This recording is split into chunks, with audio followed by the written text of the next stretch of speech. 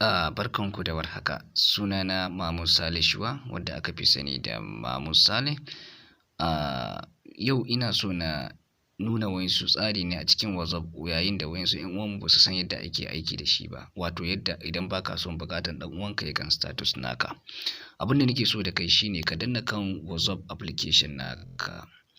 Da zaran ka danna ka koma kan status naka. Idan ka danna kan status naka za ka samu wani ɗigo guda uku a sama, sai ka danna shi. Da zaran ka danna kana da status privacy da kuma setting.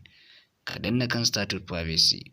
Idan ka danna kan status privacy muna da abu uku ne: my contact accept da kuma only share with. Abinda wayannan suke kokarin cewa idan kana buƙatan mutane duka da suke contact naka su gani, to ka danna na fari. Idan kuma baka buƙatan wani daga shashin su gani, sai ka danna na biyu. Idan kuma kana buƙatan wani musamman mutane daga cikin contact list naka su gani, sai ka danna na uku.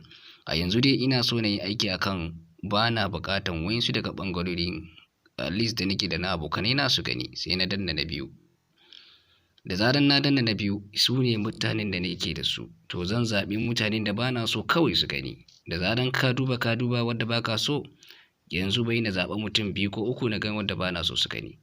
A yanzu dai na duba Abakar Adashi na ajiye shi. Da zaran kuma na duba Abdallah ITGG Ganjo, sai ka danna. Da zaran ka duba Abdul Ustaz Mubi bana so. Kaga wayannan mutanen guda uku, da zaran na danna kan good ya nuna cewa su ne kawai bana buƙatan su, sai ka bi su da down.